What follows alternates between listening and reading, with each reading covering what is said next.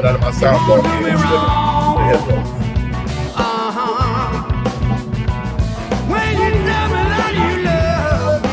What up, everybody? This is your main man, Sugar Ray. Kicking live at the Suga Shack with my guest today, Mr. Rick Holstrom. Come on now. Ow! When you get on down to the real nitty-gritty, woman, you just might as well. This is my recording because I'm being walking around. Check it out. Look at here. Sometimes I wonder, would a black man hold my clothes? You've been doing me wrong, trying to throw me out. You expect me to love you, baby. Love you with my heart and soul. See, a love like mine. Mama Ryan, what's going on? Tell me you love me.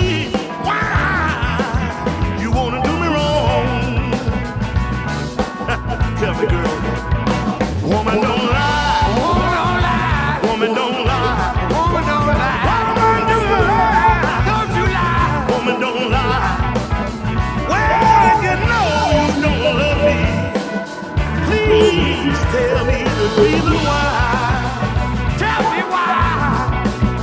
Well, when it get on down to the real nitty-gritty, please tell me the reason what's going on? There's you. What up, baby? Won't you tell me why?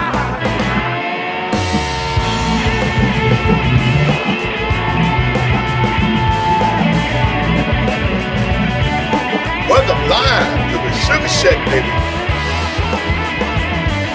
Woo! And Walter said, Sugar, step back, let me wiggle my fingers. Let me wiggle my fingers.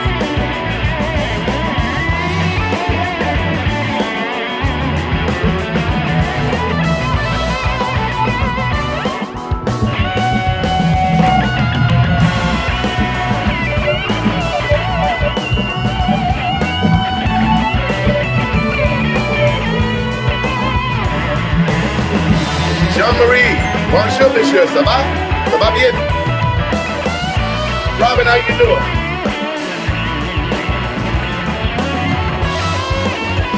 Thank you, Money. Money Perker, a.k.a. Little in the house. Pretty Lost in San Diego in the house.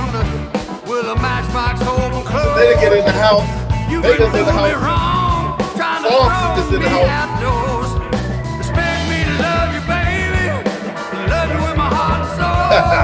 420, baby. Don't forget to leave out the milk. Woo! Tell me you love me. Why? The reason why. Tell me the reason why. Well, you tell me you love me. Why you wanna do me wrong? I like that bass joint that Rick Holstrom. That's nice. Hey, y'all, it's 420. Don't forget to leave out your milky Willie Nelson. Come on. Listen, woman. Oh, when they get on down To the real nitty-gritty. You wanna do me wrong. Woman don't lie. Woman don't lie. Woman don't lie. Woman don't lie. Woman don't lie. Woman don't lie. Hey, Rick, what part of LA you live in, Rick? Let's get on down to the real nitty-gritty. Please, you know, Tell me the reason why. Well, when you tell me you love me, yeah, I'll get it in a second. woman do lie.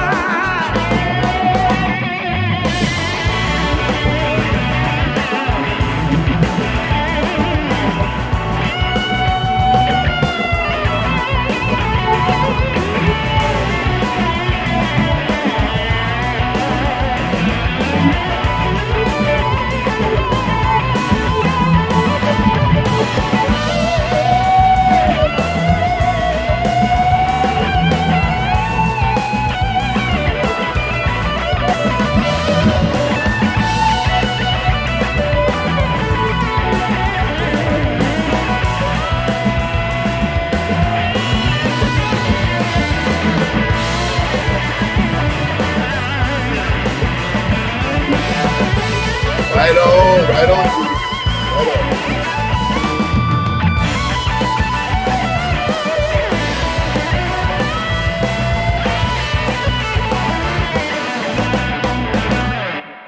Yeah. Yeah, that was my man Walter Trout, y'all. And duet we did together a couple years ago called Woman Don't Lie. My guest today is going to be Rick Holstrom. I'm looking forward to it. Cool cat. I've done 2 albums with this cat now, man, and one of them was nominated for a Grammy. And you can't beat that with a stick. Well, you can beat it with a stick, but it ain't gonna move. Baby. So listen, today I want to say thank you to our winners of our contest last week. Big shout out to Barbara Ryan, to Mary Liz, to Christina Beer, and to my man Johnny Main of all people. Johnny coming in at the end here. Christina, how you doing, gorgeous? Canada in the house. We got people coming in now. A lot of people from Canada in the house. All right. Doris all the way from Switzerland. And hello, Zussman. I guess that's how you say sugar in Switzerland. Zussman. All right, baby. Right on. Bunny Burkett, Hollywood Hills. Hollywood Hills. Hey, Rick Holstrom is backstage. So I'm talking to Rick. What I was saying was, you out in Venice. I used to know this great band back in the days when I used to play the Belly Up. They called themselves Venice. They were called Venice. And yeah, but when they would go in and do, when they would play the Belly Up, they would do a lot of cover stuff. So they would call themselves the Pine Mountain Logs. It was so great, man. You know the Pine Mountain Logs, the Heat Logs, and they were 3 cousins. It was a big band actually, like 8 people, but they were 3 cousins, 2 brothers and cousins, and they were all children of the Lennon sisters. Yeah, that's pretty cool. But they're from Venice, and the band was called Venice. Yeah, just thought I'd say that. Anyway. How is everybody doing today? For those that did win, for those that entered and didn't win, I'm sorry, but thank you for tuning in last week at our 1-year anniversary. For those that did win, your packages have been shipped and shall be with you shortly, or as we say in California, shortly. But where I'm from down south, shortly. Like, look at that girl in them shorts. Not shorts, it's shouts. Ooh, there's some shouts you got on, girl. Anyway, the question of today is, where are you from and where are the temperatures where you from? I want to know. It's already 88 degrees here in Arizona. It's only 12 o'clock. We have a high today of 93. Now, it's been in the low 80s for 7 days. Of course, the one day that I get out here and have to do the Suga Shack is going to be a high of 94. And y'all know the Suga Shack got a tin roof because I had to bring the country home with me. So if it's 94 outside, it's 124 inside. But I got my little fan going. My AC quit. I'm sweating like a runaway slave, and it's sugar time. That's what we do it, baby. All right. Yeah, let me give a shout out. Big shout out to Stephanie Gonzalez. I'm glad she's well. She's doing good. She's back on it. My pit bull and high heels. I love you, Steph. If you're listening, nothing but love. We're praying for you. Pam's got some great gifts coming to you. Big shout out to Magicians Media. That's Bunny Burke and Tristan DeVito over there doing their thing, a.k.a. Glenda the Good Witch out there in Hollywood Hills. Doing that thing. I love her to death. She's the sweetest person. Always the man behind the damn curtain, now behind the curtain, the Wizard of Oz. You know him as Eric Sessman, but y'all see him from now on. Whenever you meet him, that's his blues name, the Wizard of Oz. That's who he is, the Wizard of Oz, ladies and gentlemen. That's who he is. He does much with little. Julie Richardson says she just got her second shot 15 minutes ago, and she'll be ready to rumble in 14 days. Julie, I'm glad. I'm already 11 days or 12 days after my second shot, feeling really good, still masked up. I still got my walking stick that is exactly 6 feet, or actually 8 feet when I hold it out at length. So if they get close, I wrap them with the stick. Wow, get back. But it is what it is. We get there, baby. We get there a little bit at a time. The band was just invited to come down to Memphis for the BMAs to record a video for the BMAs. So we're looking forward to that. We're going down there next week. So to let you guys know and let Eric know, we may not be able to do the Suga Shack next Tuesday, but I will keep you guys informed because it all depends on if I'm flying or not. And if I am, I may be able to do it from my cell phone if you guys will forgive the quality because I've gotten used to having nice quality now. You know, I'm a quality brother, you know. I ain't just eating my chicken off the yard. I'm actually marinating my chicken and putting it in the refrigerator, baby. And got some parsley and some snips and crap with my chicken, baby. I'm going Hollywood. Yeah. All right. That's enough of that. Let me play this right here. Here's one by Rick Holstrom. I want to put this up. You guys gonna love Rick. He's good people, baby. Check this out. First of all, I love that little that cover. I don't know who he got drawing, but we're gonna ask him about that in a minute and pull that up. But here we go. Check this out, y'all.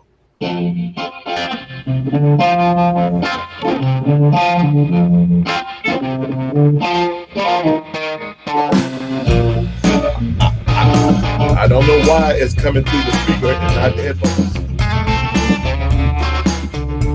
Nothing I can do.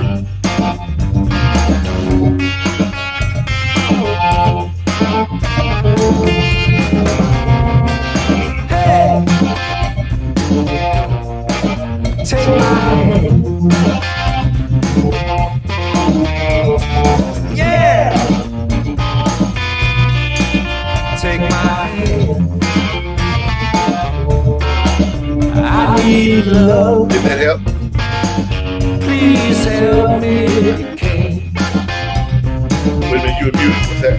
I can see. So did that I help? know you're in a rush.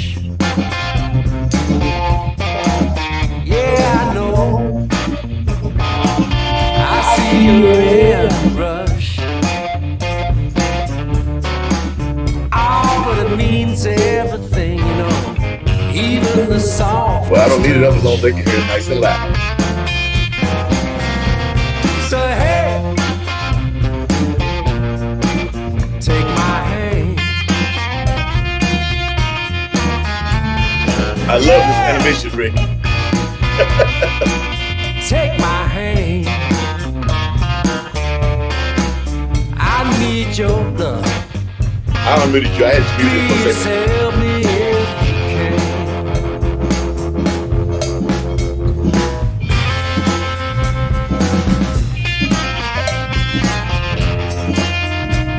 Oh, thank you, Marcella.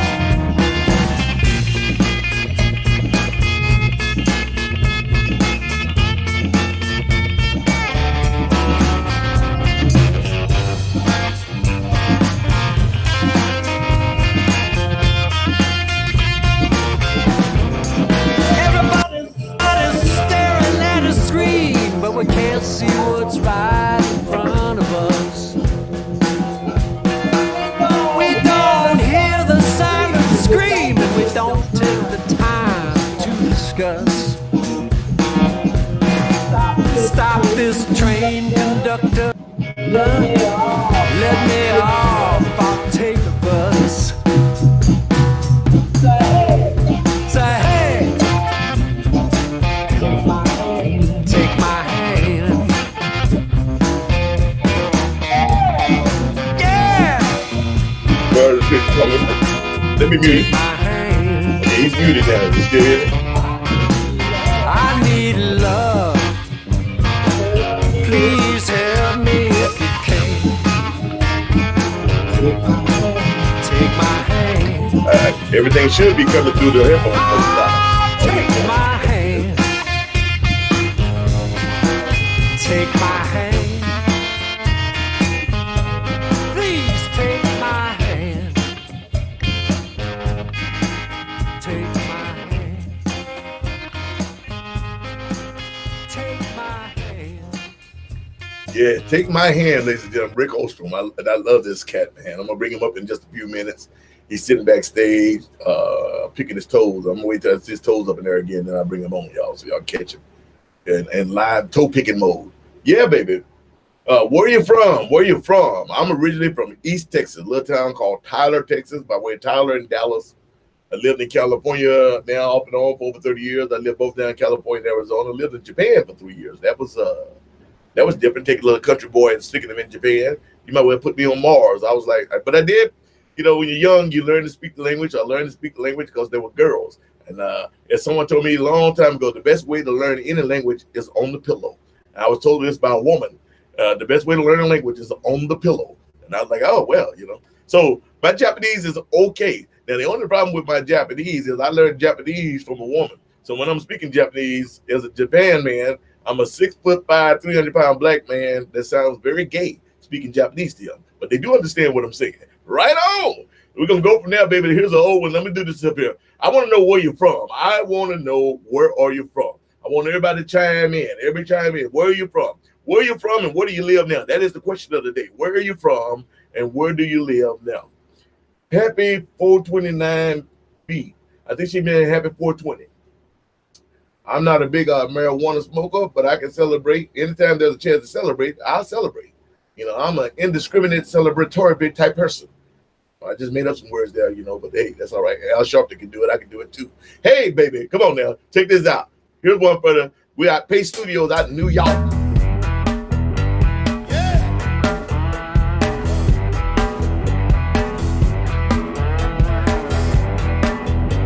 Big shout out to Alice Green on his new album. He's in right now with Joe Bonamassa. Yeah, I've been walking. Come on.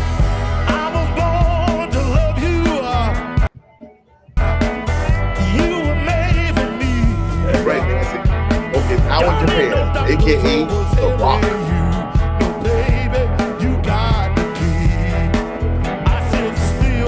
Rick Holstrom, you remember this?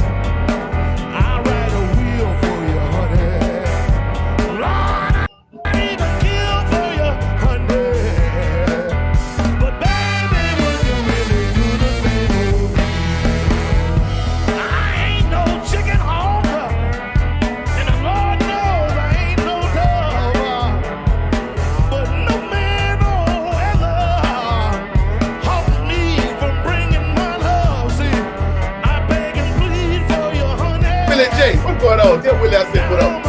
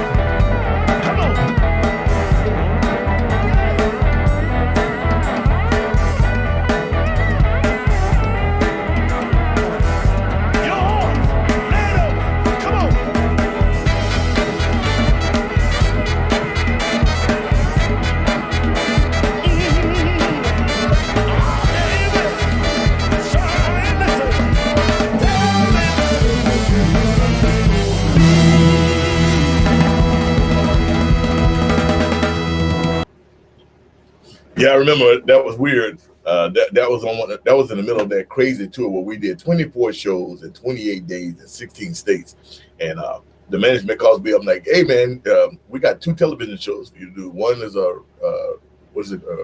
Relax. I always get the name Relax.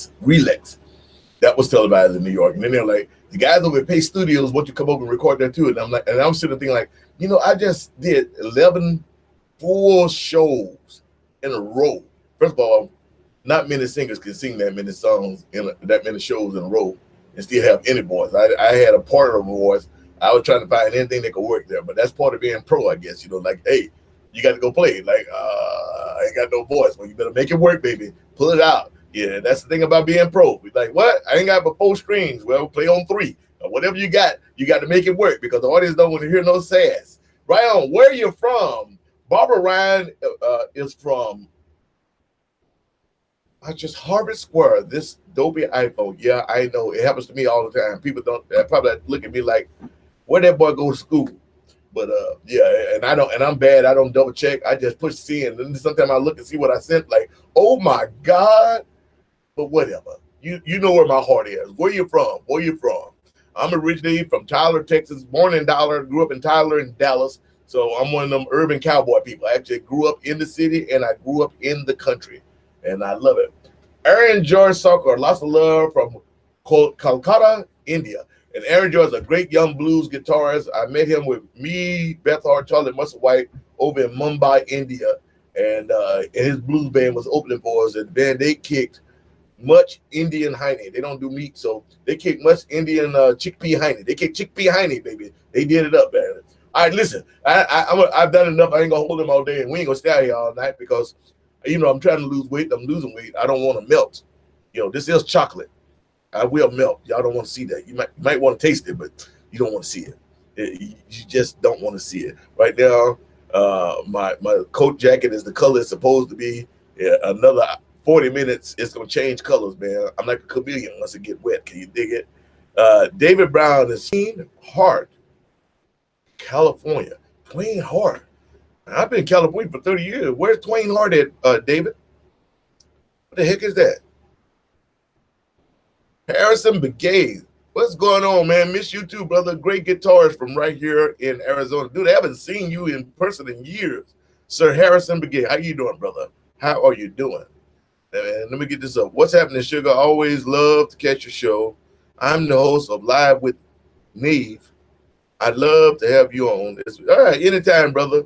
I'm always looking to meet new people. Just go to my website at sugarrayrayford.com. You get my management, my booking people there, and just get the info to them, and they'll make sure I'm in the right place at the right time. But I would love to do it, and thank you for the invite. Enough of that. Let's bring him up, y'all. Ladies and gentlemen, please put your hands together. If you don't have hands, put your feet together for Mr. Rick Holstrom. There he is, my main man. Rick, how you doing, brother? I'm cracking up, man. You're good at this.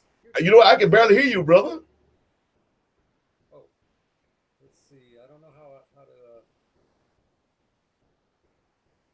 I don't think if I change my volume, that does anything, right? Huh?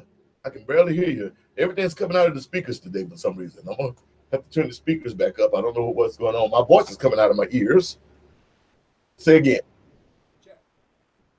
Yeah, we can barely hear you now, brother. Something happened. Go ahead and take your headphones off. It was better without your headphones. We'll just deal with the slap back. Turn this off. Is that better? Oh, we can barely hear you now. It was perfectly. What happened? What you touch? I don't know.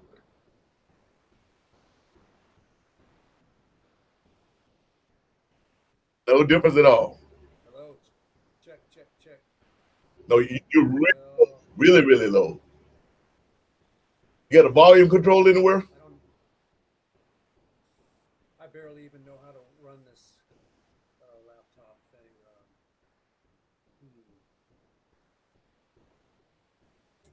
We can see your beautiful face. We just can't hear you.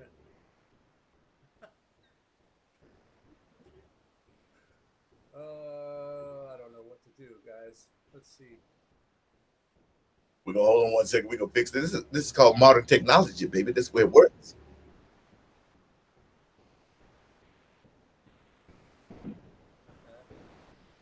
Rick, did you hear all that? Yeah. He said, go to the Apple menu, go to System Preferences, and hit Sound. Click Input. I don't even see. I see system. Yeah. Just click on the little apple up on top of the Apple icon, and then go to System Preferences and go to Sound, and then go to Input.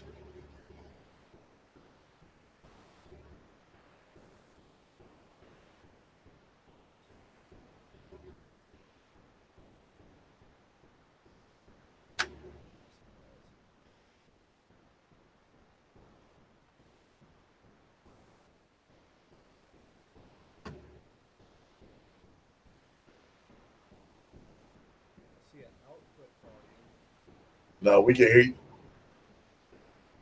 There should be input in there somewhere. Hey, here's what we do. Let's do it the old-fashioned way, Rick. We're gonna do it the BFH. I'm gonna play a video. I want you to close out and re-come back into the program. Let's see if that'll change it. Okay? Okay, sounds good. All right. So I'm gonna play a video. While I play the video, you go ahead and close out like you was leaving, and then come back in. We'll try it like that. Just close the browser. Wait. Okay, I see input. Yeah. Well, does that help? I turned the input volume up. Should help.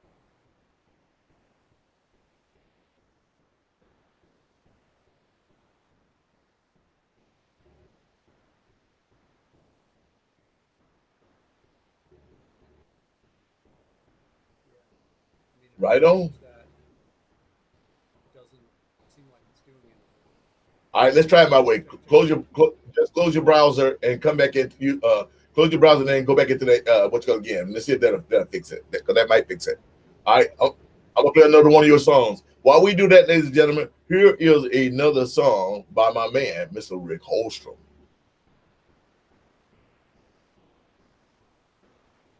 It was working fine. It was when we had to put the earbuds in and change.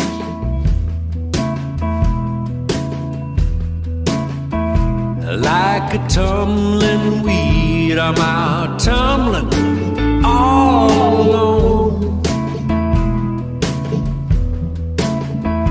Like a tumbling weed, I'm out tumbling all alone.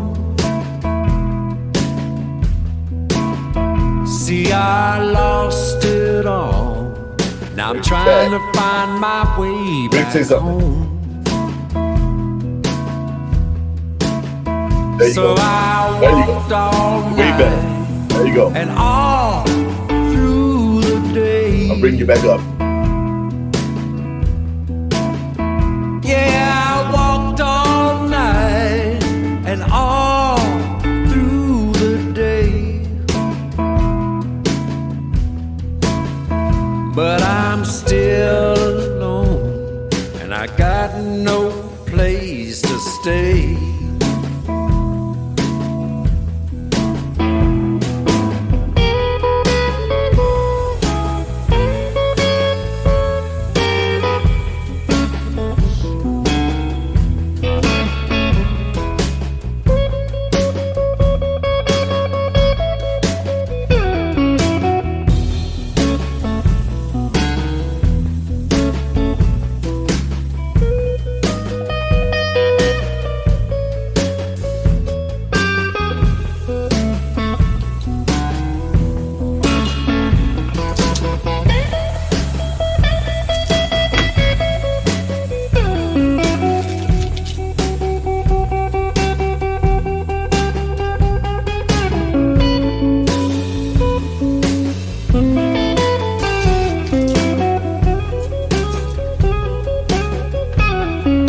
Say something for me, Rick.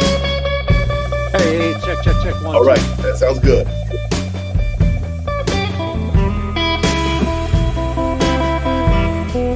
I might look alright, but I'm Rick, is this an original? hanging Love it, on. I might look okay, but I'm barely hanging on.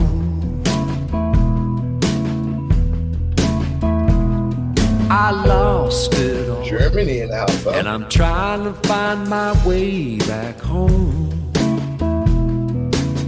Eric Olsen, how you doing, you beautiful thing? It's a lonesome sound, but it's how's the Winthrop Festival going? You guys gonna have it this year? plain truth. Y'all that don't know where Erica Olsen runs, the Winthrop Blues Festival out there, Winthrop, Washington. It's a lonesome sound, but it's the stone plain truth.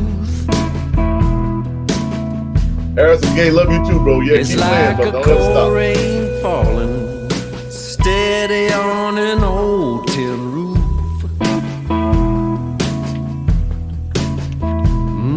A lonesome sound. Yeah, it's Right a on. Hey, lonesome baby. sound. I like to walk it back. Lonesome sound. That's cool. That's cool, dude.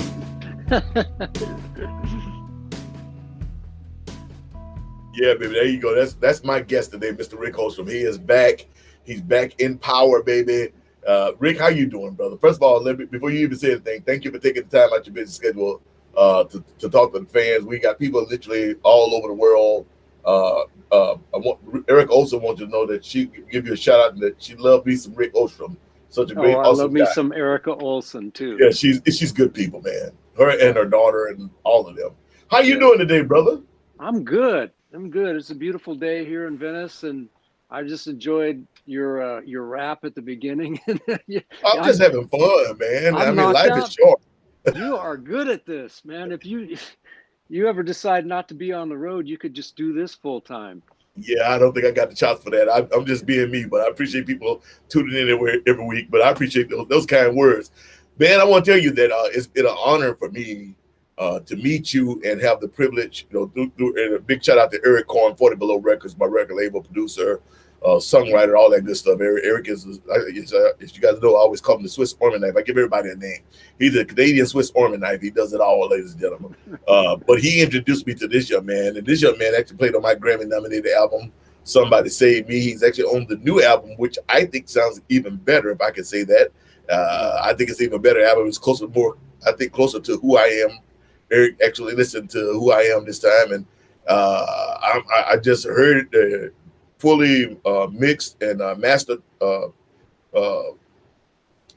collection of the songs the other day, and I was literally blown away. The management team is blown away. The booking agents are blown away, and can't wait for you guys to hear it. But Rick, man, I thought I knew you, and then every time I get a guest, especially if it's someone that I don't really know, I know you. I mean, we spent hours together in the studio and days in the studio together, but we haven't got a chance to hang. Of course, I'm going to kidnap you when Mavis is not looking, because I keep my duct tape with me at all times, brother. You won't even know what's happening. I'm a brother. I sneak up on you. Next thing you know, you're in the back of my Cadillac. You're like, what the hell? What happened? But that's the way I get down. Chris Cook, how you doing?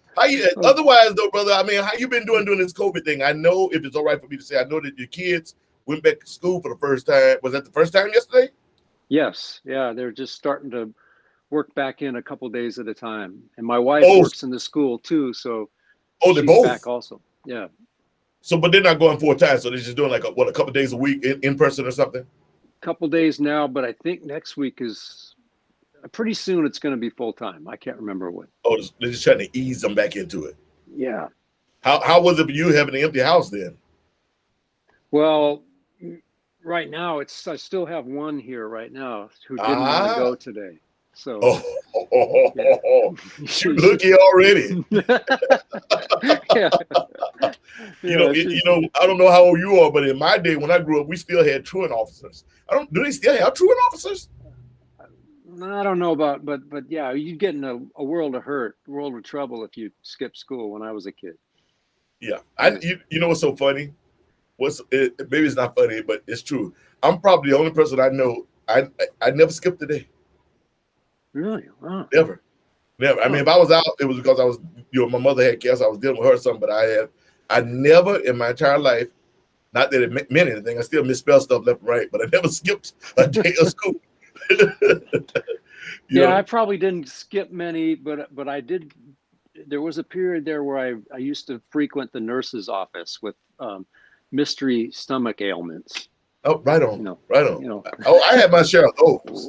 My stomach hurts. Oh yeah. I had my share of those. Now, have you always lived in California? No, I mean, where are you from originally, if you don't mind me asking? Here's an interesting thing, Sugar. When you get a record, it comes out and you do a bunch of interviews. I don't know about you, but you answer this question a lot of times, right? Yes. Yeah. So I was thinking about this before I went on with you. I thought maybe I would just come up with an alternative facts or alternative. That's what this is. This is not like I don't do interview. This is why I don't. This is one reason why I don't bring in people that I don't know, because I don't want to do an interview. I want to have a conversation with cats that I like. Well, so yeah, I'm from Alaska. I grew up in Alaska, but my alternative reality. Let me go on a little. I was raised by a pack of wolves in Alaska, and And Rick isn't my real name. You know what my real name is? What is it? Talkeetna.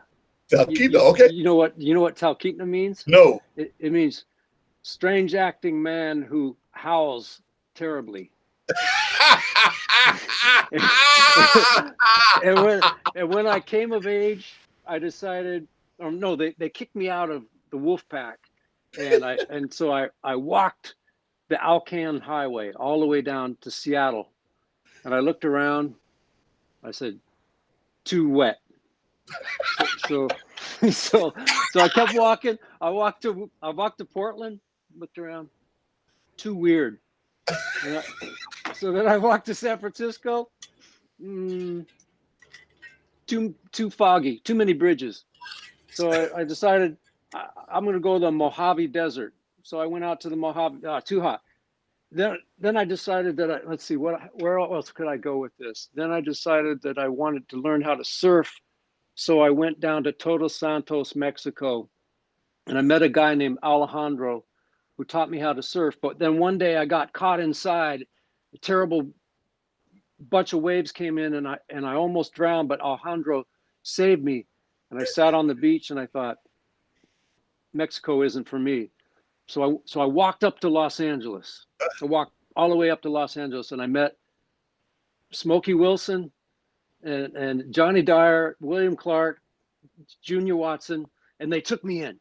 And my people skills weren't very good because I was raised by wolves. So they taught me when to use utensils and when to eat food with my hands. And then they taught me how to play blues. So that's the story right there. Dude, I like that, dude. We need to print that one, brother. We need to print that one. Hey, Bunny said, can you spell that wolf name? Talkeetna. Talkeetna. Talkeetna. Right on, brother. Right on. Right on. I just thought it would be fun to do like an hour of just making up alternative reality, like kind of like. Because I know the feeling of answering the same questions. Yeah. But you mentioned some cats in there that really helped me out when I first came to LA. You know, I actually met Junior Watson when I was still living in when I still had the avocado ranch. I used to be an avocado farmer.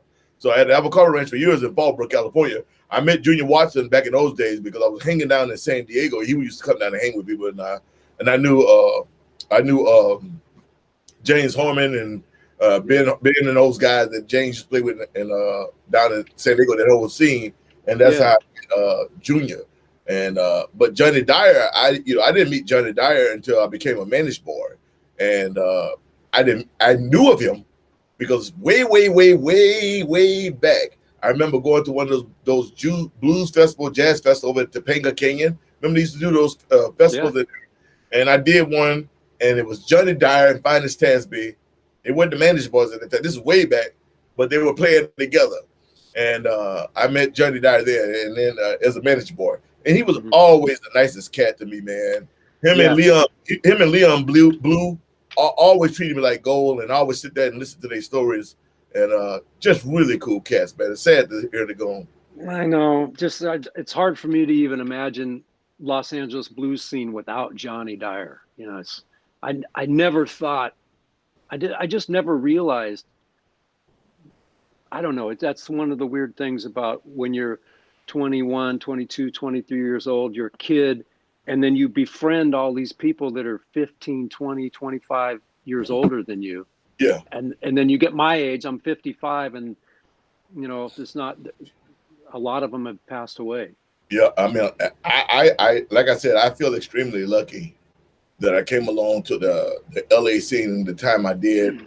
I mean, most of those guys were out of their quote unquote prime, but I still got the tail end of meeting the Johnny Dyers, the Finest Tasbys, the Bobby Jones, and there were many others that were in there. But I always talked to my buddy Kid Ramos, and Kid always, all the years he was playing with James, he played with Rod, but he was telling me that him and Hollywood Fats and all those guys, they used to back up Big Joe Turner all the time when he came to town, and Sam Myers and all those guys, and I always talk to Anson Thunderberg, and whenever I get him off, I make him tell me one of those great Sam Myers stories, because I guess Sam has some serious stories, and then But I know that you got to play with a lot of these cats, and I mean, you know what I mean, were you just freelancing back then, or were you with a group, or were you just kind of sliding in and out, or? You wouldn't believe it, man. I could barely play. I was like 20, all that time between like 21 and 23. I was just going to every club every night, soaking it up. I'd keep a guitar out in the trunk of my car. I'd watch somebody play like Smokey Wilson or Junior Watson or Steve Samuels or, you know, and I'd run out to my car on the break, sit in the back and try to learn what I'd just seen and put it back in the trunk and go back in. And at some point, William Clark hired me to do a tour. And so then I spent 3 years, like 89, 90, and 91 with William Clark. And through that, we used to also back up Smokey Wilson a lot. We backed up Jimmy Rogers and people like. And then after I got done with Bill Clark, I started playing more around town. I started doing stuff with Johnny Dyer and San Pedro Slim and Linwood Slim and just all the. Oh man, you mentioned another one, Linwood, man, another cat that treated me like gold. Matter of fact, then as soon as you said Linwood Slim, it jumped in my head. We were down in Brazil with Igor Prado and those guys. Me, Linwood Slim, we recorded that way down South Alabama. But Linwood was another cat that was like I said, I was lucky. These cats. Or maybe I wasn't lucky. Maybe that's just the way those cats were. You know, if you really enjoyed the music, they kind of took you under the wing, give you a chance, so to speak. If I'm saying that right, you know. But it was crazy. Did you ever get, one of my biggest regrets, and you probably did, but I didn't. One of my biggest regrets is I was running cozies. So during that time, I never got the opportunity to go to Babes and Ricky's, to Mama's. Oh. And everybody used to send me messages like, Mama really want to meet you. Mama really want to meet you. And she passed. Did you ever get to go jam over and hang out? Yeah, I used to hang out before I even had the guts to get up and play. I used to go to Babe and Rick's and the Pure Pleasure Lounge. There was a What was the Pure Pleasure Lounge? I can't remember what street it was on because I was new to LA at the time, but it was Bobby Phillips and his Joysticks. Used to play down there. Oh, I've heard that name. Yeah. And I used to, you pay like $3 or $5 at the door, and they give you a little ticket. You get a fried chicken dinner and maybe a Budweiser or something. It ain't bad for $3. That's all I had too. I had to milk that beer for the whole night.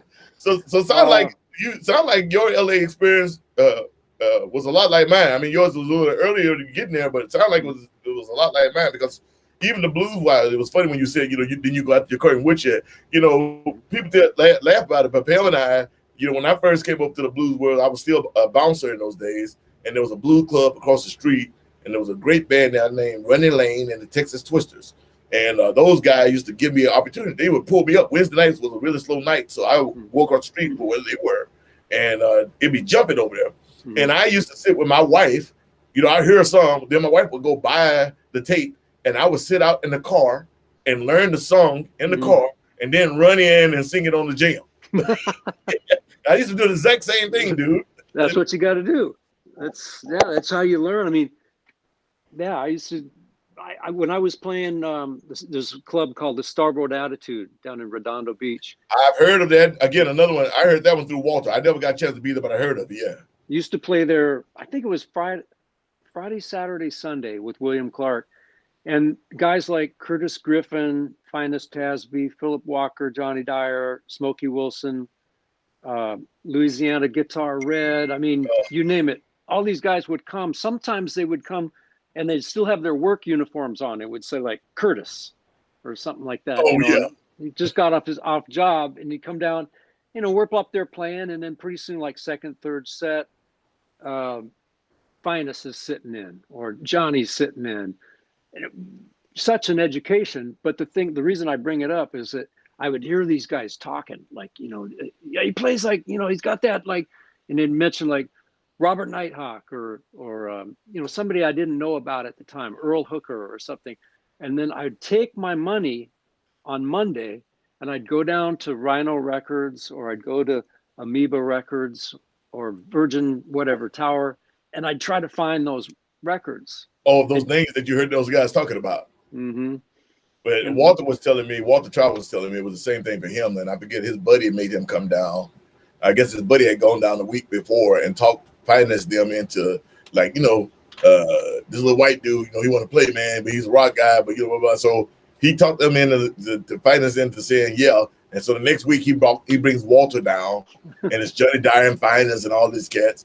And, I guess he said, they had been holding court, all these young guitarists and whatnot coming in. They've been cutting heads like, one song and push them on stage. But he said he got lucky and, they liked him and kept inviting him back before he realized he was in the band. I must say my situation was a little different. When I met Finance and those cats, it was strange because I'm a singer. So, I didn't know how they were I didn't know how Finance or Leon or any of those guys were going to, how they were going to approach me because, it's like, it's not competition because, Finance voice, I always told Finance, man, you like water pouring out a pitcher, dude. Your voice is so freaking smooth. And, but they just took me under the wing, man, and treated me like gold. But I used to love to see Bobby Jones and Finance go ahead. Did you ever get to see that? You get to see Bobby Jones. Bobby Jones and Finance Stats been going at each other because they didn't like each other, dude. I didn't. Oh man! That. Oh my God, dude! I've been in the back of a van on a few of those, like. But yeah, the old cats, man, the old cats. And one of the last things I remember was in Puerto Rico, and somehow or another, I wound up sitting out there with it was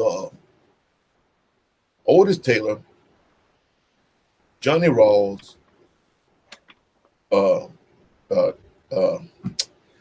just passed. My brain is going bad now.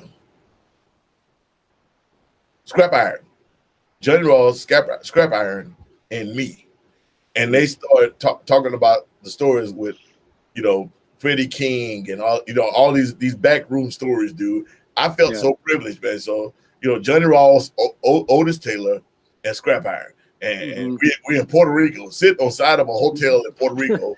And I'm just like, this is some stuff you can't script, you can't write this stuff. It's like, I think it's lucky when you get to see the older cats. And that's when I always wish I had some kind of recording going because, just to capture it, not even to publish it or anything, but just to be able to hear it again. I know my friend Junior Watson made some recordings of him talking to Shaky Jake Harris years ago. And those are priceless. I mean, I've heard those things. There's so many funny stories involved. I wish I knew Shaky Jake. I missed him. I got out here a little too late. But, yeah, I've heard his name. Again, some of these cats, well, like I said, they were already gone by the time I got here. I know what you're saying is, I talked to Kid Ramos, and Kid always tell me the stories because, they were hanging with Gatemouth a lot. And they always tell me the stories of Gate used to put jelly on everything. Like he actually traveled with a little jar of jelly. We talk about steak, meatloaf. It didn't matter. He put this great jelly on everything, and I'm like, what?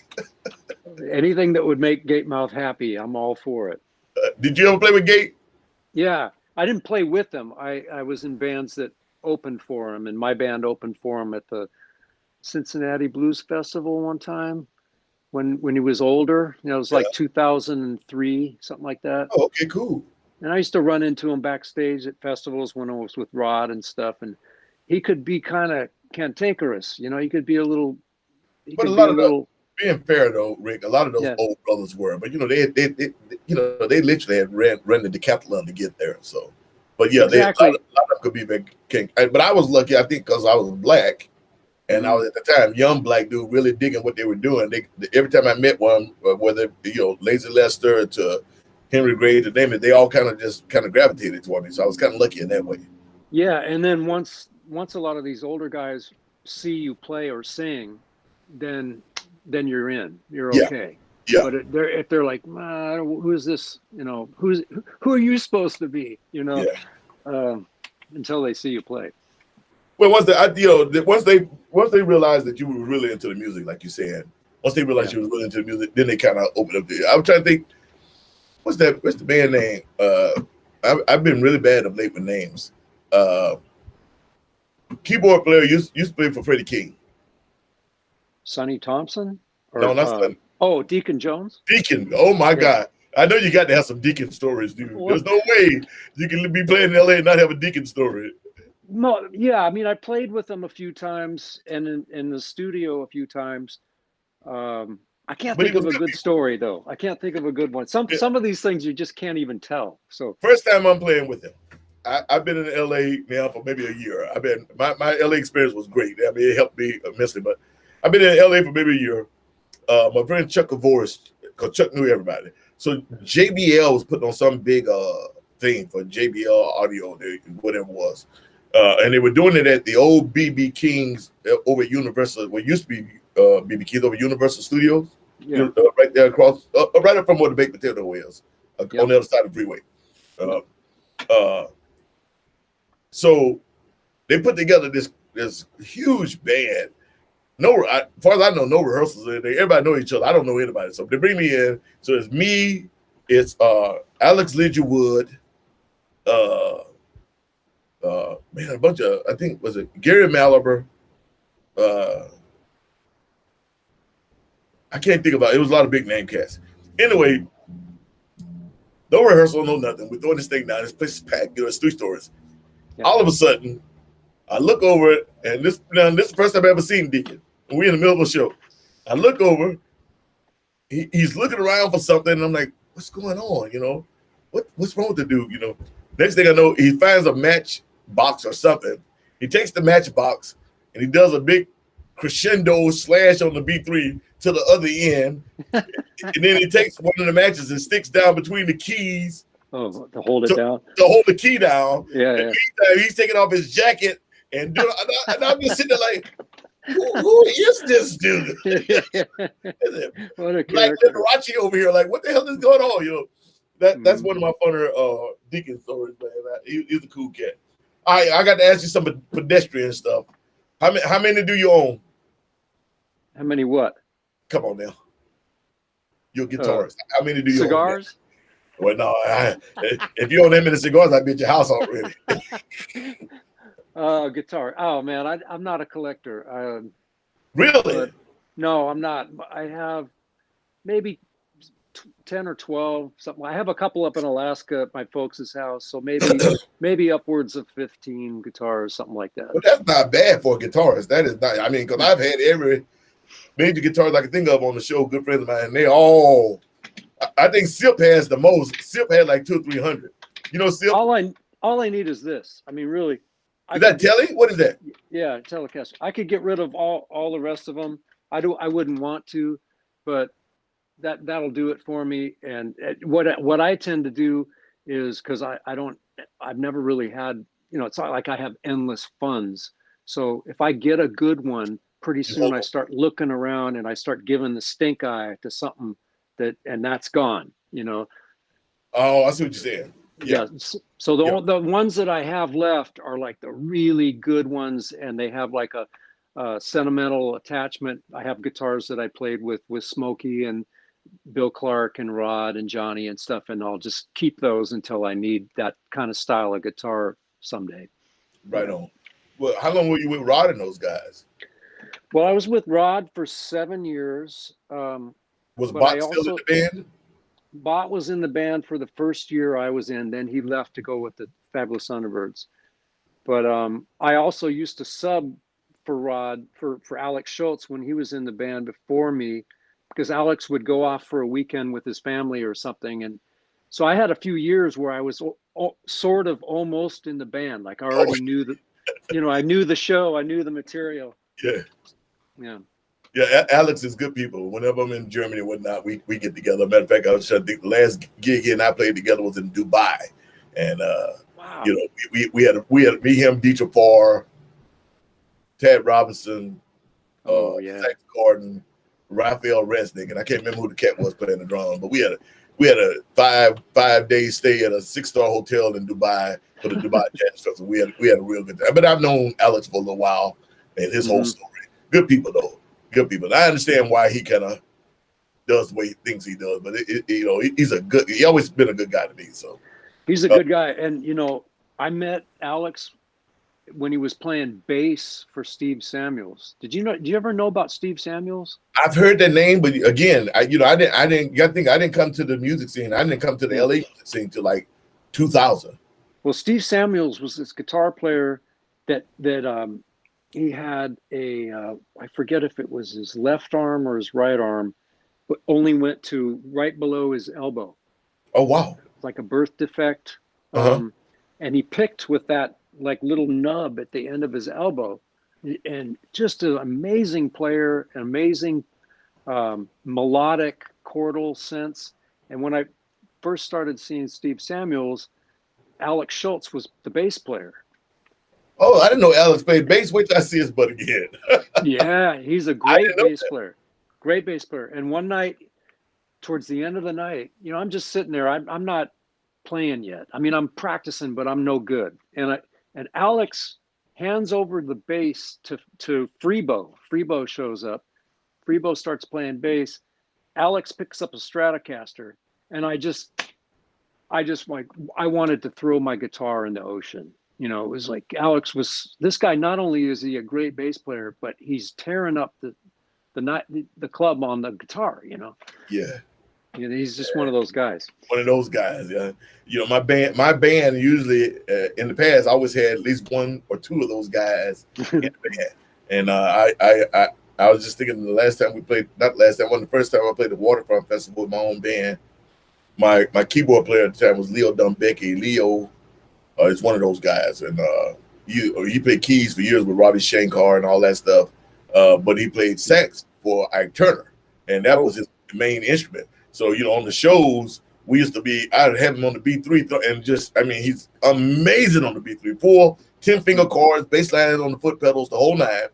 Wow. And then out of nowhere, I throw a curveball, and he'd jump up and grab the alto sax and walk out in front of the stage. And then people like, what? You can see other musicians just like giving him the stink eye, and I used to love that. But I love that. But Ralph is the same way. I don't know if you know Ralph. You know Ralph Carter? No. Ralph was my bass player at MD for many years. Ralph wrote all that Eddie Money stuff. He wrote "Shakin'" and all that. But Ralph I know him primarily as a bass player, but again, it's not one of those guys that plays every instrument equally well. That's big. He moved up to Ventura now, but for years he lived right there in Malibu for 25, 30 years. Ralph Carter, amazing cat, cool cat, still a cool cat. I still talk to him. Man, that is really, really cool. Now you have a new album out too.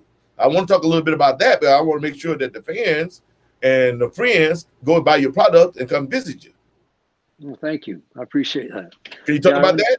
Yeah, I have a new record that came out about 6 weeks ago. It's called "See That Light," and it's my first self-released record. I'd always done stuff with blues labels before, record labels, but I put this one out myself, and I'm real excited about it. It's stuff that we recorded during the pandemic. It was just kind of, I don't know about you, but I was going a little nutty, just sitting around. I'm used to traveling, used to working. That's why I started the Suga Shack. Yeah. And it was a kind of a sanity saver for us to get in there. It's with Steve McGallion on drums, Gregory Boaz on bass, the same rhythm section that's playing with Mavis now. And we put on our masks and we stayed more than 6 feet away, and we're able to make a cool record, I think.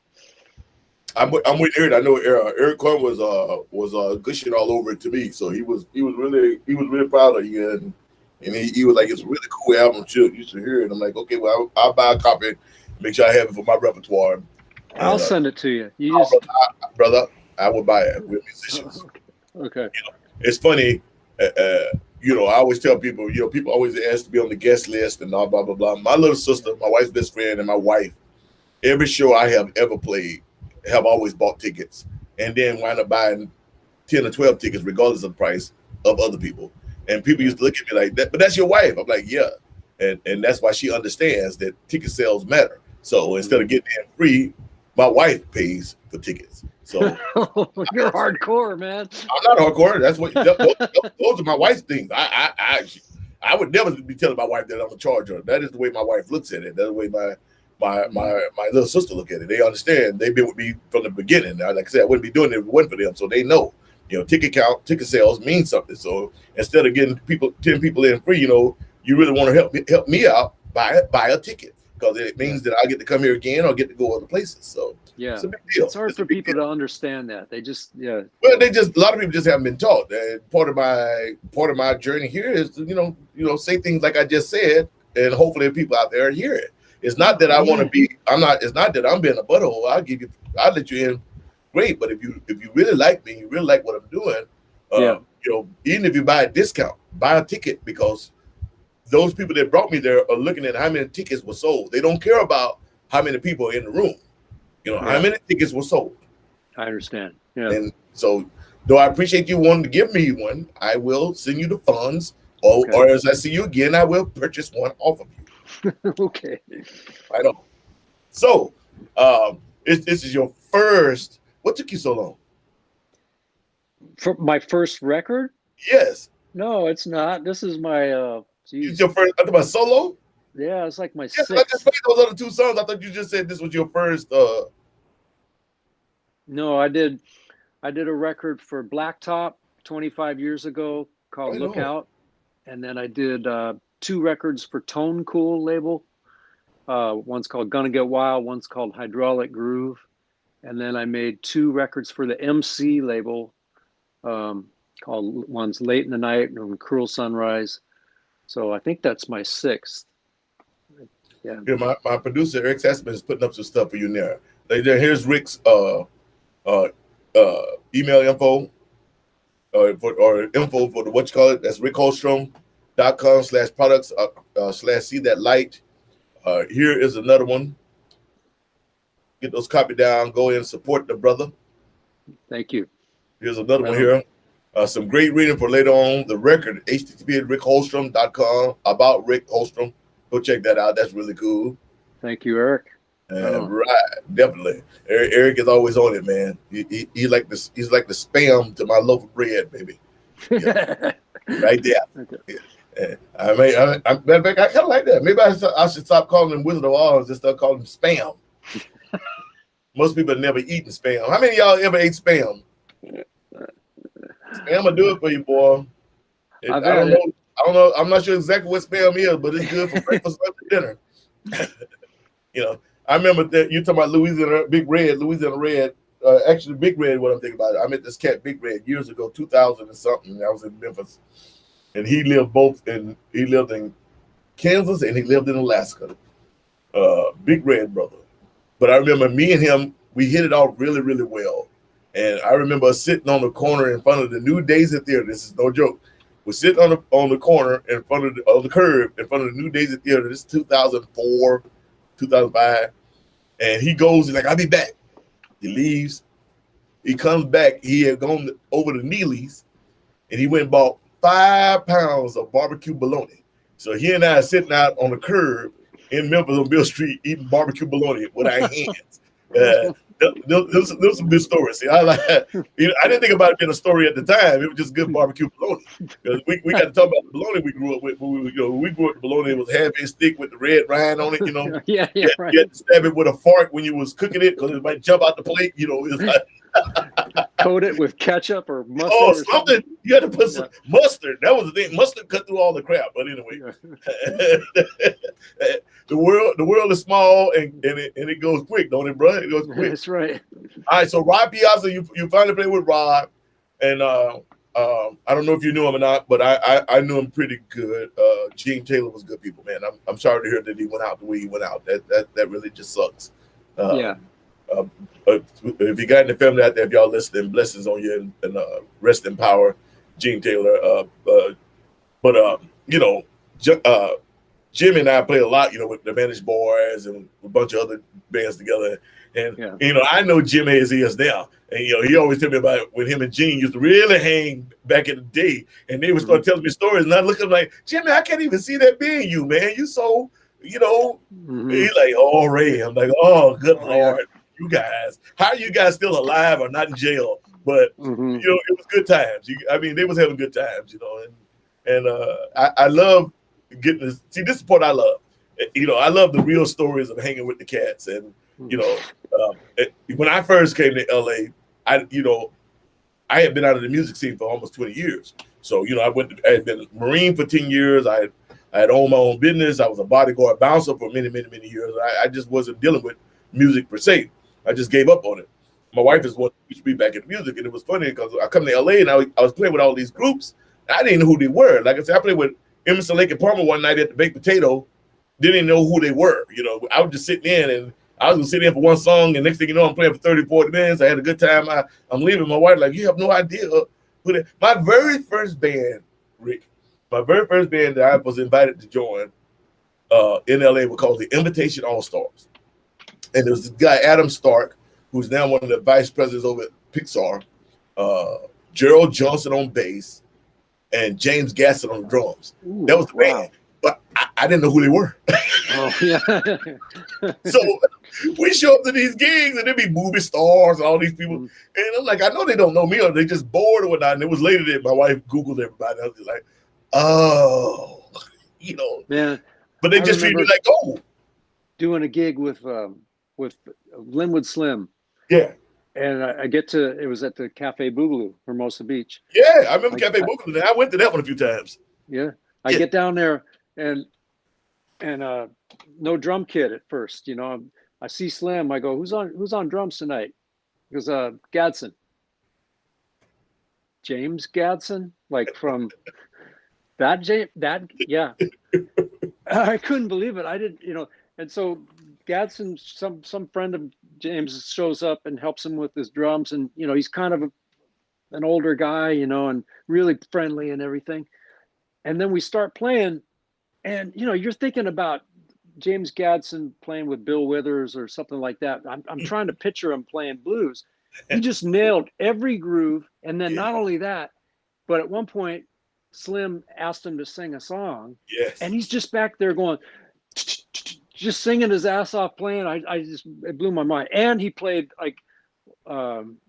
Slim played Too Late by Little Walter, too late, too late. Yeah. Gadsden played it perfect. Like he'd been playing it his whole life. Because he probably had. Everybody knows him as the soul guy. Matter of fact, it's funny you said that. One of the last shows I played was me, Linwood Sludge. It was me, Linwood Slim, Kid Ramos, Steve Freund, James Gadsden on drums, and I can't remember the bass player, but you know who he is. He was the skinny kid that played bass not too long ago for the Fabulous Thunderbird with all the tattoos. Oh, Ronnie James. Ronnie James. That was the band. We were playing in Long Beach. There's a video out there somewhere you can find. Yeah. And we're doing some crazy just Chicago blues stuff, and Mr. Gadsden on drums, and everybody's just like, and Linwood's blowing, and we having a good time. Kid got kids got the tremolo turned up to 13 and reverb. And reverb, and we just doing our thing, man. It was a lot of fun, but that was a lot of fun. That's cool. Eric says, I bought Hydraulic Groove many years ago. I love that CD so much. Rick is my guitar hero. Oh, you getting that from the producer, man. That's nice to hear. That's cool. Yeah. Right on. Well, he's my guitar hero too, man. Y'all wait till y'all hear what he. I know his new album is out. Give us the title one more time. See That Light. See That Light. And you guys you can find it at my website. You can find it at Bandcamp. You can find it Spotify, Apple, all that business. Yep. There it is, right there. That's one way to get to it. If you want to copy that down and get that to him, I'm gonna leave that up there for you. When is your record coming out? The new one? We're thinking about January or March of next year. Okay. Yeah, we're gonna hold it because it makes no sense to right now. We'll just literally be spitting in the wind. But we're thinking January, March of next year. I think the working title is still Misinformation. And I was just about to say, when do you guys hear what he played on my album? You and Amon, you guys killed on this thing, man. Yeah. Well, and then I heard Eric Matt, told me and Sasha went back to the studio or back over to his place and laid some other stuff down. Mm-hmm. Yeah. Thank you. Yeah. Thank you for that. Yeah. I can't wait for that to come out. Can you mention the band again? Matt Tiku. I don't know if I'm saying his last name. I would say thank you. That's why I'm asking you to do it, because I mess it up all the time. Go ahead. I don't know. Matt, he's a badass drummer. And then Taras on bass. and then Sasha on keyboards, and then your keyboard man too played on a few songs. Yeah, Drake Shining, yeah. Yeah. And this Amon. time, last time we used an Amon. Oh. Yeah. Last time we used the horn section from the Tonight Show, but this time we actually used my horns. So we shipped them out to London for the my guys used to be with Amy Winehouse and Roy Ayers and all that. They had fun doing it, so they were like, "Yeah, man, this is great." So how long have you been with Mavis? Almost 14 years now. How did that happen, dude? How do you slide into that gig? Well, I mean, it's just luck, and I knew the guy who manages her used to work at Tone Cool Records when I recorded for Tone Cool. So when he got out of the label business and went into management and started working with Mavis, and he kind of thought that we might make a good pairing, me handling the guitar and the band leading type stuff, and Mavis just has to focus on singing. So it's whoa, wait a minute, what did I just do? There we go. Are you sweating through that jacket yet? Oh, I'm sweating through it, brother. Matter of fact, if you see that my camera is leaning, it's because one of the ice packs that's under my laptop is dry. You laughing? You think I'm joking? Wait a minute, I'm not joking. What? Oh no, shit! Wow. Look at you. Oh man.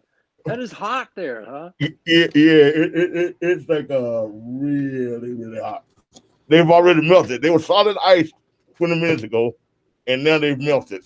Well, man, I don't want to keep you too long. Maybe I should let you go. Oh, I'm fine. Don't not taking up too much of your time. No, I'm good. If you need to go, you just let me know. Well, the best thing about it is hanging with you and hearing your stories, but also I'm enjoying not getting the same questions. So I appreciate, it's been a fun interview rather than, okay, so after. Well, I'm not, like I said, I'm not an interviewer.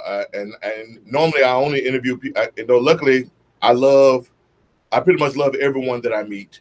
And I'm the same, whether you meet me now or you meet me, I don't change. I am who I am. And so I like to talk to people that I know, because for me, it's not interviewing. Again, I started this so that the people that I like, who I couldn't be around, I couldn't see, I had a way where I could actually see them, not just hear their voice. And then my thought was like, hey, why don't I let the audience see what we talk about when we get together? The cast that we like, the stories, is not. And I mean, we got some great guitarists and many other musicians here. But this one is not so much about all the gear. I mean, I ask you how many guitars you got. I have to put the generic thing. What's your favorite guitar? And one I've been asking a lot of guitarists, because like I said, I've had everybody from singers to saxophonists to harmonicas. Mike Finnegan, he was only supposed to be on for 15 minutes. He wound up talking to me for 2.5 hours. I couldn't believe that. I was like, damn, Mike. I know Mike. But when you're touring, what is because I really hate them, but I mean I know a lot of musicians do. What is your pedal board like? I mean, what kind of pedals are you taking, if any at all? Which I hope you say none. But yeah. I hate pedals. I hate them. Like when I'm at home and I have my rig, there's no pedals. It's just, right, because the sound is in your fingers. That's the way I grew up. But okay, I won't touch it because we get some. But when we fly in, which is like 90% of the time, like if occasionally we'll be on a long bus tour where we're opening for Bonnie Raitt or Bob Dylan or somebody like that, and we'll have our own rig with us, and that's great. But I would say 90% of the gigs I do with Mavis are fly-ins. So I never really know the amp I'm going to have. So I bring a reverb pedal just in case the reverb sucks on the amp. Right. And I bring a boost. Okay, well, those two are not bad though. So you're not really molding. You're not trying to mold your sound. You're just trying to make sure that. No, I put them on top of the amp, and they're on the whole time, and it just becomes part of the amp, and then everything else is just done with my fingers. Good. So you're not one of them guys when it's coming, I'm about to give you a solo, and I turn around and you run it back over to your amp to squeeze on a knob. You're not a knob turner. I'll trip on them. Mad at me, guitarists. I'm gonna tell you something. As us band leaders and singers, and as people watching the audience, the thing I hate the most is bass players and guitar players that got so many knobs that it's time for them to play. And every other note, they're back there turning the knob or messing with a, I really dislike that. I'll go back there to turn the speed of the tremolo every once in a while, because I use tremolo a lot with Mavis. It's part of the pop staples kind of thing, but I prefer the tremolo that's on the amp. So I kind of, every once in a while, I have to go back there and change the speed of it so it matches the tempo of the song. That's different. Yeah. That's different though. That's once in a while. That's not like, I've literally played with some guitars that literally out the corner of my eye, every time I look over, they're either running back to the amp or they're down at the bottom of their feet, messing with cables or turning knobs on pedals. I mean, I don't have anything against pedals or people that use, it's all a tool that they use to make music and make sounds and everything like that. But for me, it just gets in the way. I trip on them if they're on the floor. They stop working. Then you start staring at them. Then you start adjusting the knobs. And when I'm out there with Mavis, it's all about the vocals. And we've got Mavis, and we've got Donnie Gerard and Sandra Williams, and these are great singers. Yeah. And so we're just making a better lettuce for them to stand on, brother. As a singer, exactly. Believe me, I know. Yes, sir. And when they're done, okay, then we shine a little bit, but I don't want to be tap dancing trying to get a sound. I mean, that's just my feeling on it. I got nothing against other guitar players that use all that kind of stuff. It's just not my thing. I mean, there's some people who can pull it off, but the majority of people, especially when you're touring and like I was doing the last couple of years, I mean, things have changed a little bit for me now. But we're in my van and we're bouncing all over, with the trailer in the back, and you got 8 pedals, and most of the guys don't have the gear to store the pedals rightly. So you get to where we're going when you plug it in. It worked last night. I don't know. I had the guy come up to Drake with because Drake is sponsored through Vistone now, and they make a really good B3. It looks like a B3. It sounds really, really close. And people are like, well, why aren't you playing a real B3? I say, well, first of all, a real B3 weighs about 800 pounds. We can manage that. We're big enough to manage that. But it's got tubes in it, and it's in a trailer. And just going from LA to San Francisco, we may get there and it might not work. Yeah. When I toured for a little bit with Booker T, when he needed a sub guitar player for about 3 weeks. And Booker brought his own brand new modern B3 in cases that they gave him and everything. But occasionally he would use the rental one. Mm-hmm. And there was always something wrong with those. Mm-hmm. And Booker's like, he'll sit there at sound check and he will clean every key. He's old school because it's just like having a gun. He want to make sure that it works when he need it, if he's going to use it. And so the old school, I grew up in the church, and it was always that way when I grew up in the church. Those guys would sit down and they would literally clean. They would come in and they would literally clean the B3, because people are like, oh, clean the B3. I'm like, yeah, we've been having church over here, people sweating and blah blah. That stuff gets down in there. And then the big one, I remember Ricky Warren. Ricky was the first person to show me this. The big one, he said, now check this out, Karan. I wasn't called Sugar then; they just called me Karan. Yeah, check this out. That's my name, Karan Raper. He's like, check this out. He said, guys been playing the organ all their life. They don't even know this. He'd go to the back of the organ. He moved 2 little switches and then flip the top back up off the B2 or B3, and there's a reservoir back there of oil. Yeah, and most people don't even know it, and it is what gives the B3 that squeaky. And if you don't have it, you can play the B3, but you always like, my B3 don't sound like it. There's a little reservoir of oil that has to be filled every so often in the back of it. Yeah, see, even you looking like, what? I didn't know that. No, I didn't know that. That's cool. Exactly, but that's the difference between the guys that learned to play. When they learned on a piece of junk, they had to take care of the piece of junk they had. Then they got the good stuff, and appreciated it. But all those gospel guys I knew, it was the same way. When they sat down to play, usually we would, if we had time before, yes, cleaning everyone. Yep, cleaning every. And I was like, wow, like crazy, man. It's maintenance. So we've been using solid states. I like the new solid state B3, but they want $30,000 for it. So, Yeah. but there's great companies, you know, everybody use the Nord. And then, I mean, I've had some guys that make the Nord sound really, really good, you know, really close to a B3. And for me, that said a lot. I grew up with that sound. That's what I live to every day. So I know the difference. But the company that drink it, the Vistone, is what they call it. Is it Vistone? Vis something like that. I'm thinking Vistone because I'm thinking of Steady Rolling, Bob Margolin. But it's Vis something like that. And it sounds like a B3. It sounds really good. They even have their own 9-pin, 11-pin Leslie that hooks up to it. But it's solid state. So, you know, we can put it in a roll case and put it in the back of the trailer, and it's going to play when we get where we're going. Yeah. Yeah, I hear you. I mean, that's pretty good. So you're doing fly-in, so that way you don't have to worry about well, you probably want to worry about your amps, but you just, whatever the backline say that that's why I tell people, like, they say they got backline. I say, you obviously have never really toured. Well, yeah, but I mean, we have. It doesn't matter what level you are. I swear to God, it doesn't matter what level you are. Yeah, we got it. And you know, one time we played the show, I'm not going to mention the state.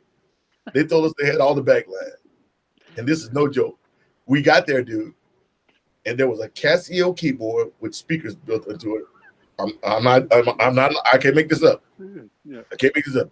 It's a Casio keyboard with speakers built into it.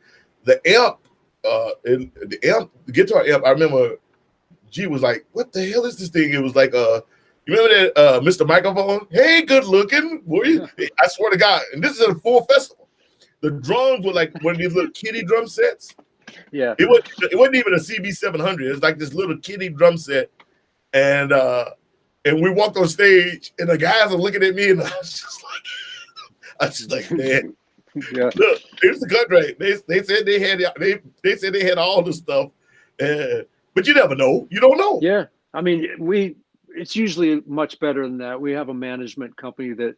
I have those things now. Yeah. Rick, I didn't have those things years ago.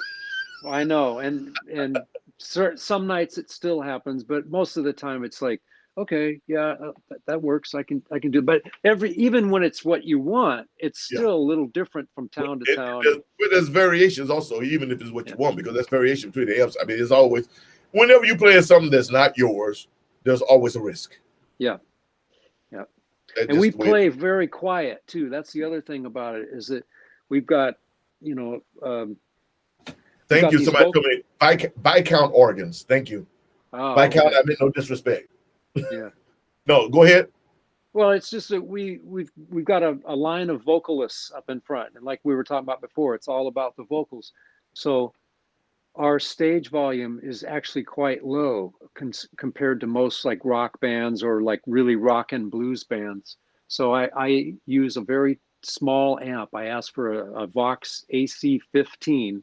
Oh, wow. And it has a master volume on it, and I can turn the master volume down a little bit, and it calms it down a little bit, because with Mavis singing to my left, then I have a vocal mic, then there's two background vocals right next to me. My guitar goes into all of those vocal mics. Right. And I have to keep it low in the drums. So it's a challenge. But that's what I think Drake has been fighting for us, you know, because of, you know, I have a big voice. And I pushed the band really hard. But, you know, we've had to teach even some of these great musicians I have, there's a difference between playing hard and playing loud. And so, you know, I have to watch my drummer. My drummer is the one, you know, he's a hard player. He's a hell of a player, but he plays hard. And that's okay when we're doing a 10,000 seater or a 30,000 seater. But, you know, we spend a small theater, 300, 400 person theater, and the theater is already made to carry sound. You know, you got to watch what you're doing, because. Well, yeah, and you're doing a different thing than we do. I mean, Mavis's thing is the background vocals and the blend and the atmospherics of it, you know. And you're like a powerful one singing frontman guy with this, like, you know, you want a big sound behind you to match your voice. Mavis has a big voice too, but we just don't want to wear her out. No doubt. And we want to feature the background vocals. For us, are kind of like a horn section. Right. Okay. Yeah. But my horn section does have a problem with it though. Sometimes they, you know, with the drums, we've come up with a lot of different ingenious things. When we're on the big stage, it's not so bad. I can put up the plexiglass and kind of shield them off. But it's when we play in some of the smaller venues, and you know, my band, we still want to push like we at a stadium, because that's part of like that energy and stuff we have. So Drake has been really working on corralling that, but keeping the energy, if that makes any sense. Yeah, I know. Yep. Yeah. Well, Yep. you're a MD, so you know. So you know how it goes. You know, I haven't yelled at Drake yet, but we haven't been back out on the road yet. So he's gonna start rehearsing the band in May. So we'll see what happens. Like, damn it, Oh, Drake. wow. You know, well, yeah, because we I don't know about you guys, but other than when we were in the studio, I think I played one little show before that. We did that thing at Pershing Square for the city of LA, that virtual festival thing. That's the last shows we played since March of that was the last time we were all in a room since March. I played Demetrius Jazz Alley and then Walla Walla Guitar Festival. And I want to say that was March 15th of was that 2019, 2020? Yeah, one of those years back there before the pandemic. And somebody would say the before time. Yeah. Our last gig was in Adelaide, Australia. I think it was March 9th.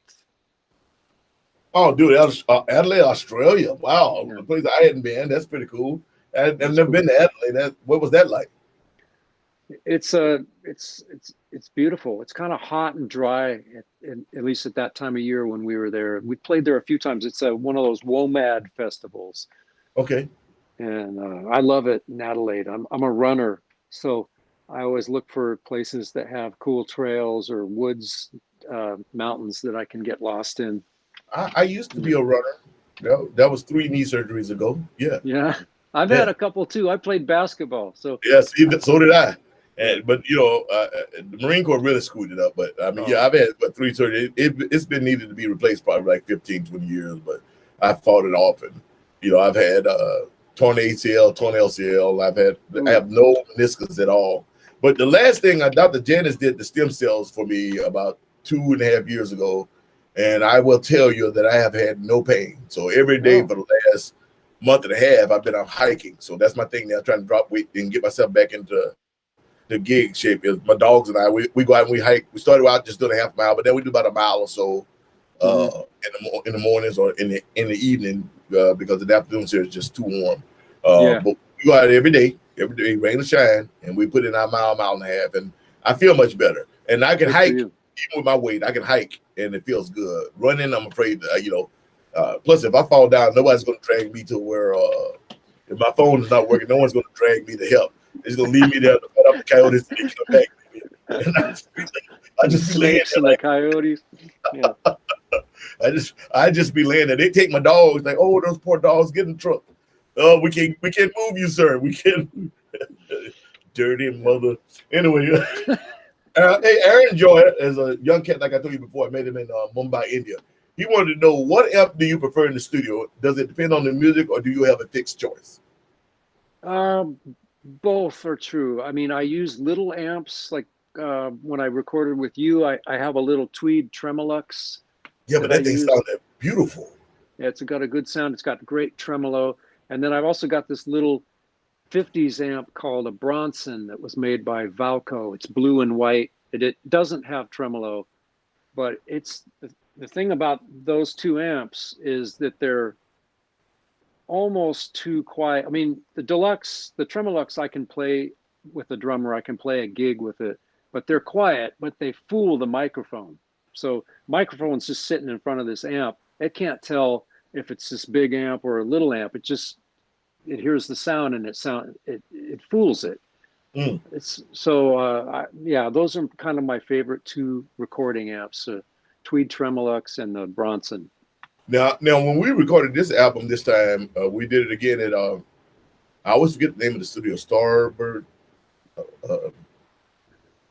It's the guy from the Doors. Yeah, Bobby Krieger's studio. I can't remember that. Anyway, yeah. You brought a forest. You brought a forest with you, brother. What were you using? Because I saw some different. That's what the old school we used to call when a guy have more than one guitar. You got 2 or 3 with him. You got a forest. You got a forest with you. I never heard that. I never heard that. That's an old like that, brother. That's a new one for you there. When you doing the tree I'm gonna forest? Use that. I'm gonna steal it. I brought this old Telecaster. Let's see, how do I get that in the picture? There you I go. brought that. I used that on most of the stuff, and then What I year is have that? Is that original? yeah. This is an old one. Oh, right on. Okay, go ahead. 50s. And then I have a 50s Les Paul special. I thought I use saw you that. use something that looked funky. I saw you using something that was Oh, I brought a Dan Electro too, black Dan ah Electro. Yeah, ah. I used that on one or two things, and then Eric Korn had that weird like Japanese guitar. I don't know what it was called, but it's something that Hubert Sumlin used to use with Howlin' Wolf. I don't remember what it's called. And Hmm. that there's one track that I did on your new stuff that has that, and it's just got this weird, chirpy, odd tone that's really cool. Well, everything you laid down on the album is really good, bro. I am extremely happy, man. I hope it does as well as the last album did, but it should. I mean, it's. Yeah. I can't Anyway, wait for it to come I don't out. want to be squeak. I feel weird squeaking my own horn, but I mean, it's a great album. You know, it's a great album. Aaron Joy, the young cat out of India, said thank you very very much, and then he said he loves your telly. What is that? Yeah, Telly. Yeah, Jennifer. Telecaster. What did Jennifer say? Mavis June 2021 London show just got rescheduled to 2022. Well, Jennifer, be ready for that. I literally just had my entire European schedule moved to 2022. Matter of fact, there's still some dates in there from 2019 or 2020.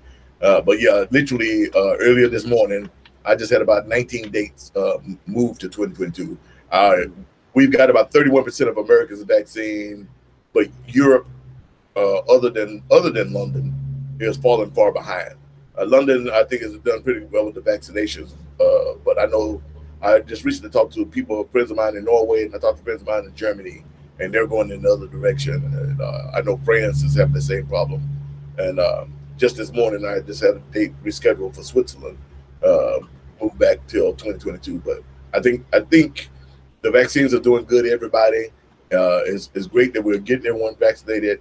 But we still got a bunch of hard headed out there, and then we have all these variants, and I think it's going to really push things back again for one more year. But that's the way it is. But I'm going to Memphis with my band next week. We're going down to do some recordings for BMA, so that should be fun. Going Where are you down. recording? I think they have some studio. We just gonna go down and record one song, and it's for the virtual BMA show. And so I'm just excited they finally invited my band to come. So, and not just me. Good. So that was really cool. Right on. I ain't gonna hold you all day because I know you got a baby, and you probably trying to enjoy your day. You probably get tired of looking at my black round head, aka the milk dove with the beard, baby. You know, they should get me on one of the M&M commercials. That should be the black M&M with the beard. That'd be good. Wouldn't that be good? Yeah, I like that. Yeah. I like that. I've done a lot of commercials. I haven't done that one. That'd be great. Ladies and gentlemen, my guest today has been the fabulous Mr. Rick Holstrom. You saw his credentials. Please go out and pick up his new album, The Light of Day. Did I get it right? Close. See that light. See that light. See? Can't tell black people nothing. See that light and go pick that up. We got people from all over the world chiming in over there to your right, my brother. Big Red. Hey, Big Red, you finished your meeting? Big Red runs the the street departments for Milwaukee. Everything that's done on the street got to go through her. So she's been in the meeting all morning, so she just made it. Yeah. Come sing in the fresh air of the lake. I see somebody asking about Paul Osher. Oh, that's right. I just heard about that too, man. Yeah, and COVID. I heard it was COVID. Sad. Yeah. Very sad. Very sad. That was on Sunday, right? I think so. Paul used to live in Venice for a while. He was married to a writer and that lived in Venice. And I used to play this little joint, like a 10-minute walk from my house. This lady that runs this little place called Hinano's right on the beach would call me and say, Rick, are you home this weekend? And, yeah. You want to come in and play Sunday? And it's hard for me to say no. You know, I'm just like, yeah. Sure. And it's kind of a challenge. It's like a challenge gig because it's one of these places right next to the beach with sawdust on the floor and pool tables and not people in necessarily for the music. They just are partying. And so I would look at it like, let me see if I can go in there and win these people over, you know. So Paul would come in and shoot pool and just hang out. And then, you know, I'd finish the set and I'd just go talk to him, and he'd tell me all these stories about Muddy and Span and Snake Johnson and Sammy Lawhorn and all these people. And then I'd go back and play. I mean, every time I ran into Paul Osher, there was another time when my oldest daughter was real little, and we were walking down Venice Boulevard. She's holding my hand, and out of nowhere, I hear this Earl Hooker music in the, you know, like down the street. And I turn around, like, that's not something you hear every day. You know, I turn around, and here's Paul Osher on his bicycle with his sunglasses and his hat. And he's got an iPod hooked to his bike frame with his speaker, blasting this Earl Hooker music down the street. Paul, and he stops and he's talking to us. And I'm holding my little daughter's hand. She's probably 4, something like this. And, you know, every word out of Paul's mouth is MF. Yeah, well, you know, he's been hanging with the brothers, dude. Yeah, I'm not saying that's exclusively from the brothers, but you know, if you hung with the brothers, you know. Yeah, and I've got this little girl holding my hand, and she's looking up at Paul, looking up at me, and I'm Paul. You know, I love that guy. That's when my grandmother would slap me, and I would hear these words. Well, first of all, I never cursed in front of my grandmother my entire life till the day she passed, just to respect. Yeah, I just couldn't do it. But you know, and they used to have this old saying, you know, when they get to talking about adult stuff, they would have this old saying. And the saying was, "Little elephants have big ears." Oh yeah, right. That's it. So when they said that, we knew that they were saying something that we wasn't supposed to be hearing. You know, we were like, what? You know, none of that. But we were always told that when grown folks were talking, children wasn't in the room. So, you know, the worst thing in the world was if Big Mama had company and we got our butts sitting up there like we grown, you knew real quick. Hey, my friend John Riley just wrote something here. JR, I remember seeing Paul come into Harvell's while you were playing. That night that Paul came in, we took a break, and Paul Osher got up during the break and started playing the piano. And I remember the bartender and maybe the bouncer or the club owner or something comes up to me, and you know, they're trying to play like break music, and there's somebody up there playing. And what's going on here? What is this? I go, this is Paul Osher. You know, he used to play in Muddy Waters Band. I said, just let it happen. Just let him do it. Let him do it. Let's see what happens. And, you know, he played boogie woogie piano player for a while, which wasn't his main instrument. Then he grabs my guitar. This is on a break. He grabs my guitar and starts singing and playing. And I just sat there amazed. It just was the most low down, coolest stuff, but just the strangest way of initiating it. And it ended up being great. But the old cats, that's the way it was, Rick. I mean, even when I grew up in the church, I grew up gospel, and I got pretty big in the gospel world before I got totally turned off on music and quit and joined the Marine Corps. And like I said, that's why I was going for music for almost 20 years until I met my wife.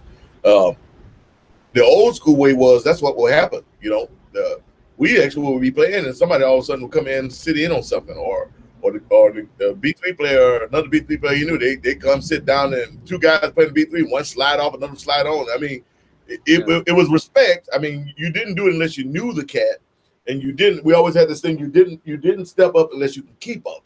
But you know, down south, that used to be a musical thing. That, you know, what do you think about it? Think about the stories of Son House and who was it that Son House used to run with? Son House, and because I love Son House, I love Son House. And anyway, back in the day when Robert Johnson used to be the young kid running from them, a lot of people didn't realize that's what he would do. They would play. They'd be playing their show. They would take a break, and he would get up while they would take a break, grab their guitar, and play. Yeah, and they'd be like, well, he couldn't play because he went to Texas and learned to play and all this stuff. But you know, that was the kind of way the thing that people did. That's how. I remember hearing about something like that about T-Bone Walker taking a break, and I think Gatemouth Brown getting up and playing his guitar, or something like Gory Carter or somebody like that.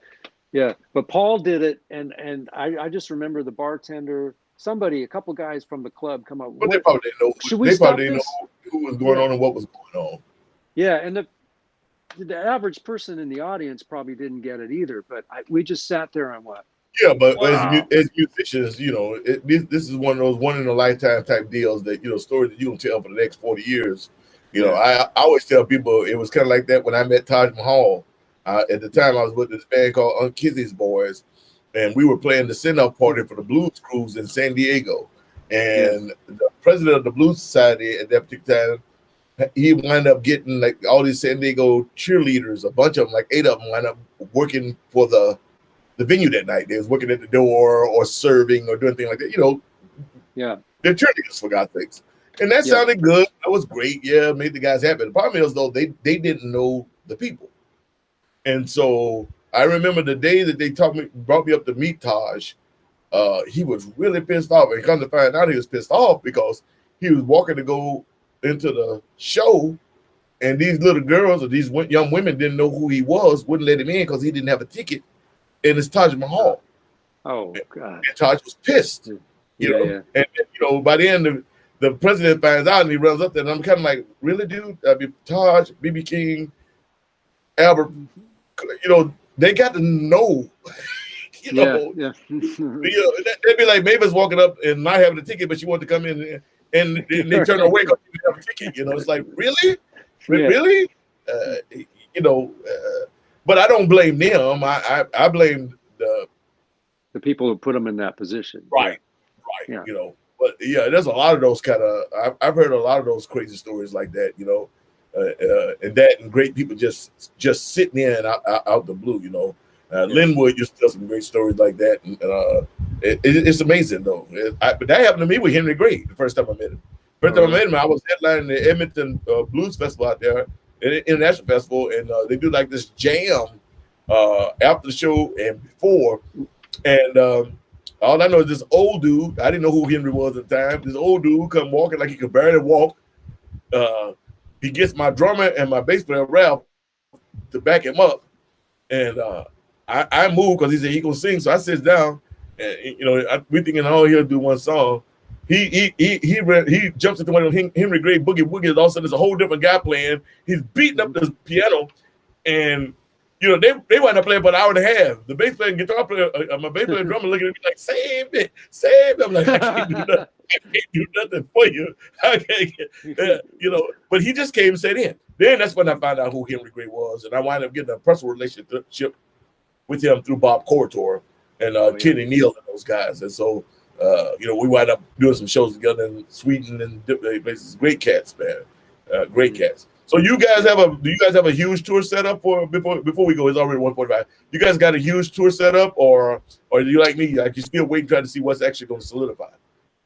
Well, no, we have stuff that was supposed to be last year, like you, that's getting moved up, and I think the first thing that I'm still seeing on the schedule is in mid-July. We're supposed to play at Wrigley, opening up for Chris Stapleton.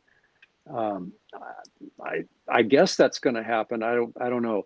And then I see stuff later in the fall that's now starting to come in. It's kind of scattered. All right. It's not like a big tour. We ain't gonna hold you in longer. You've done an hour and 45 minutes, and I appreciate it. The fans appreciate it. Ladies and gentlemen, I'm Sugar Ray Raper. This is Rick Holstrom. Pick him up anytime. He's a great guy, and he's good people. And when you see him, don't be afraid to go up and introduce yourself. Go up and say hello. We just people. Yeah. Cool. And don't take it bad if he's running, because he does have a band to run. All right, Rick, I appreciate everything, brother. Hopefully we have good luck with this COVID crap. Hopefully we have good luck with the new album. Good luck on your new album, and good luck on the tours. And thank you for spending the time. Did I lose you? Oh, you typing. Rick? Rick? Can you hear me? Yeah. No, he's still there. He was just typing, I think. Rick. Okay. That was weird. Rick Holstrom.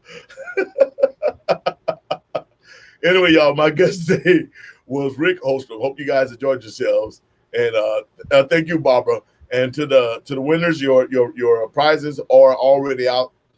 They've been on route for the last 4 or 5 days. So bless you. Thank you so much. And as always, please, for God's sakes, be good to one another and to yourself. I'm Sugar Ray. I will let you know if we're going to do the Suga Shack next week. It all depends on what's happening in Memphis. But I will see you next time.